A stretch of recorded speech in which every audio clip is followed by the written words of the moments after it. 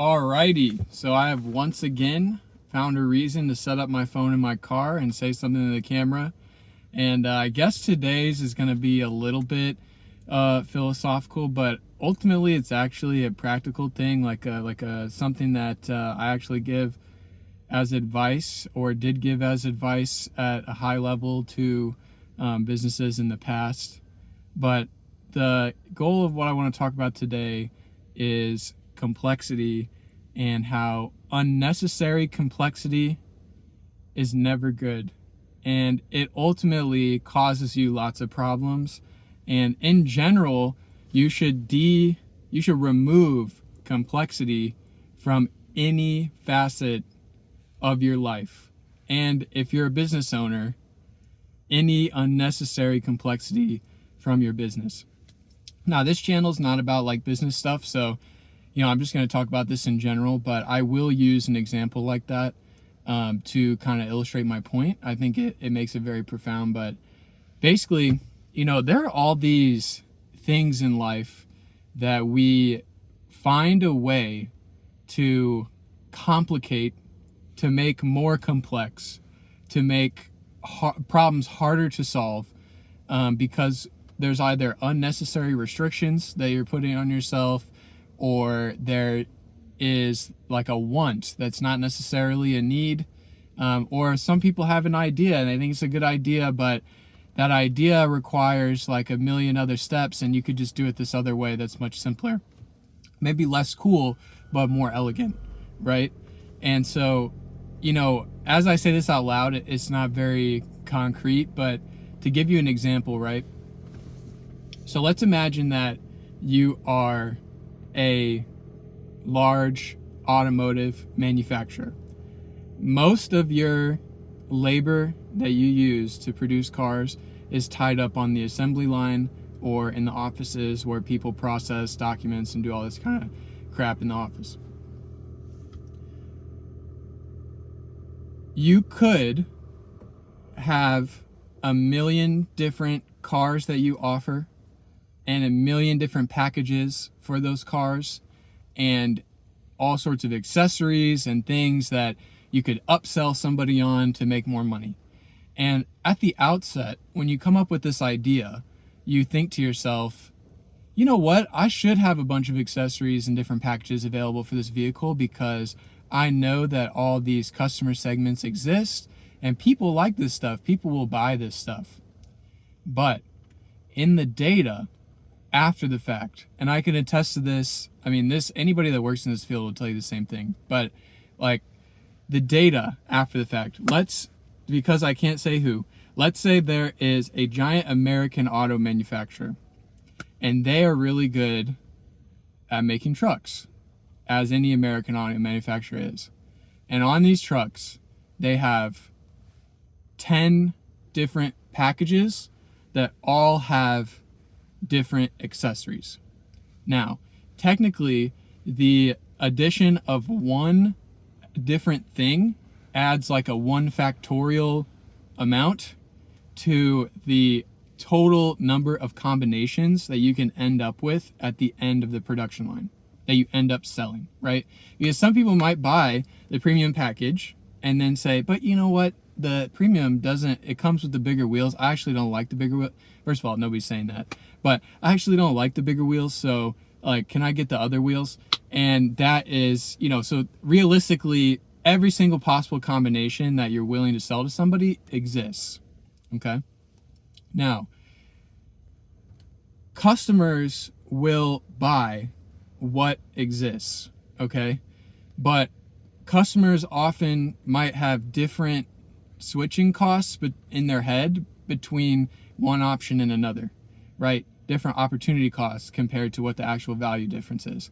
So while some person who likes to go hiking and stuff like that may want to buy the trail package to put their car up through the trails and stuff like that, I don't know, I'm not really one of those people, but you get what I'm saying. Let's say that package exists for that person, and if that package is available, they will buy it, right? But let's say that, and that will net you 2% extra profit or something. maybe even 10. But then you look at the data after the fact, and out of literally hundreds of thousands of possible combinations, 90% or greater of your revenue comes from 5 different specific models, specific combinations. Basically, all 99,995 other combinations are a waste. And I know that sounds crazy because you're like, well, but what about, and like, obviously there are other reasons why you would offer things that have different packages and things like that. And so, you know, if you need to have like a Supra that's like a special GR model that's got all the fixings, and that's kind of like your halo model to prove that you can make a really fast car, even though you're Toyota or whatever. Like, I get that, you know, you need to have stuff like that around, like and sometimes that stuff can flip around and be one of your most popular items. So like, thank you, like listening to customers, things like that. Look at like the Corolla hot hatch, you know. But I guess I'm getting too much into cars. But the point is that the cost to set up the supply chains, the inventory, the training so that everybody knows how to do it, the work documents so that people know how to put these packages together, every single other logistical operational piece attached to making those combinations adds a layer of complexity. And the more complexity, the harder to manage, right? Look at the Byzantine Empire. The more far-reaching, the more cultures they conquered, the more they tried to control, more complexity became too much, right? So what we would often tell these automotive companies is that you need to focus on complexity reduction, removing things like this from your stuff, so that when you go and offer these packages, you only offer like 10 different versions of the vehicle, and you only have to worry about providing everything for 10 different versions. And you drastically cut the amount of effort required to actually do the thing without losing very much revenue at all. And in fact, now because you have so much less complexity, you can actually offer the exact same quality and package at a lower cost, right? So at least there's your example for business complexity reduction, right? And you see this in real life, because no matter what you think about electric cars, if somebody wants to buy a Tesla, they have like, I think between the different paint colors and things like that, like 10 configurable options for each model of a Tesla. Now that is like kind of radical compared to what most people are working with, most established companies are working with, but that's the goal, right? And I'll tell you, in these boardrooms, like these guys, they look at Tesla as an example, because them coming through and doing what they've done is like an anomaly. I'm not saying Tesla's perfect. We all saw how they kind of fumbled trying to do full automation, and anybody who was in the space would have been like, it's just not ready yet, even though it looks like it is. But this sort of complexity reduction allows them to move in a much more efficient manner and be more dynamic with what they offer. Same thing with, like if you look at Ford, I was not talking about Ford earlier, by the way, but if you look at Ford, they, a couple years ago, created an entirely separate business to start doing their electric cars called Ford, I think it was called Ford Blue, and Ford Ice is internal combustion engine is the other company. And the reason they did that is because they said, well, we just can't compete if we have to try to do all the same things with an existing infrastructure. And that might sound crazy. It should be the other way around, like, right? Because if you have an existing infrastructure, you should be able to leverage that to your advantage. And I think they do to a degree in where it operationally makes sense. But what they meant was that, like, Ford Ice has a million different complexities around being a business that's like 200 years old.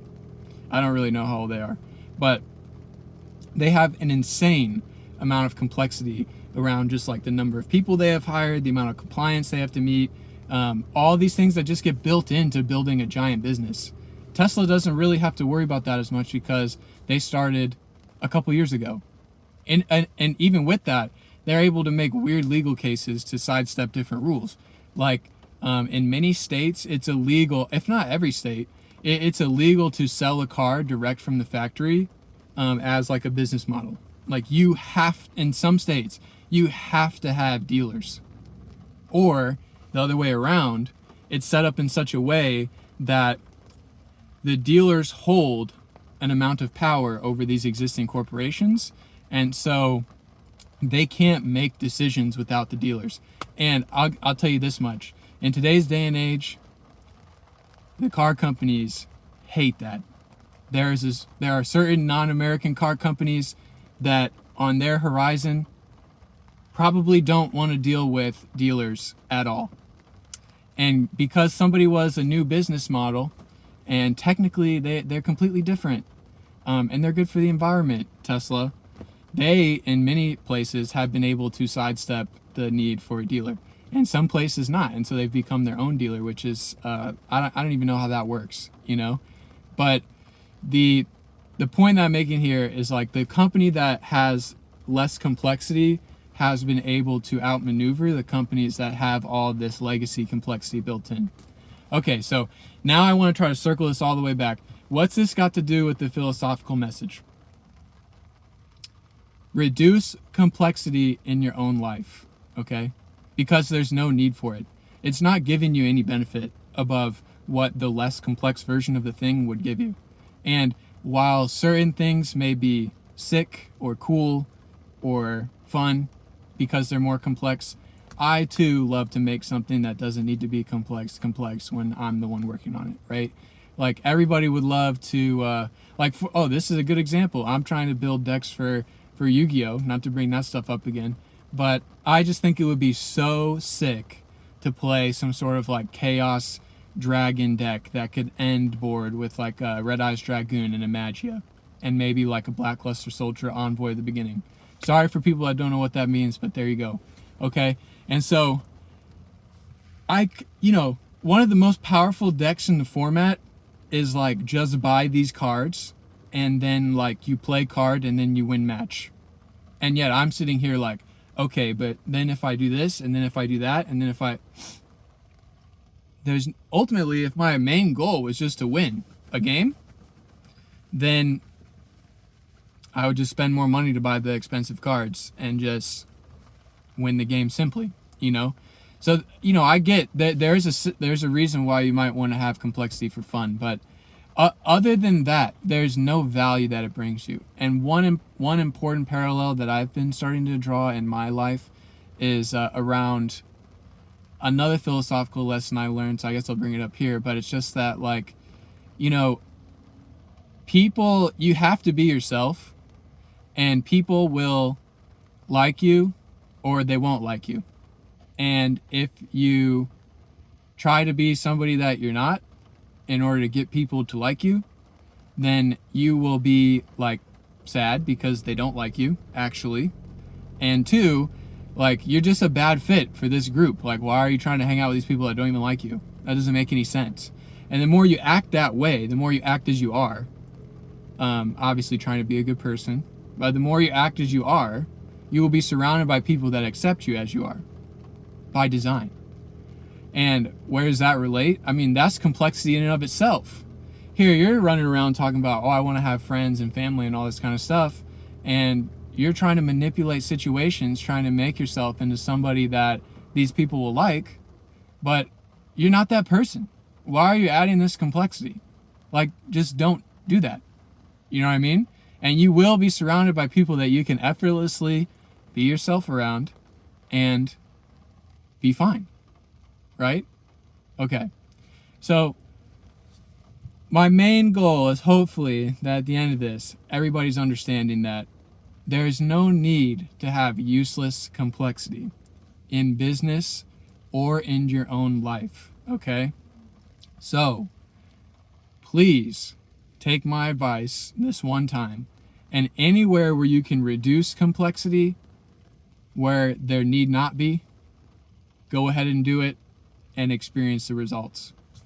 Okay, that's the end of this talk. I think I actually have time to film another, and I have something on my brain. So that's it for this one. I'll catch you guys in the next one. Like, comment, and subscribe down below if you feel like it. If you don't like the video, please dislike it. Let me know why in the comments down below. And also, I'd be interested, I know there's not many people going to make it here, but I'd be interested if you made it to this point in this video. What is something in your life that you feel like either one was complex and you made it not as complex and now you're like, wow, that's awesome? Or two, one thing that you feel like no matter how hard you could try, it must be complex and therefore we should just allow that thing. One of those for me, the second one, is probably safety, right? We're willing to add complexity if it means that we're all going to be much more safe, like lockout, tagout procedures and things like that, okay? But that being said, that's the end of the video. I will catch you guys on the next one.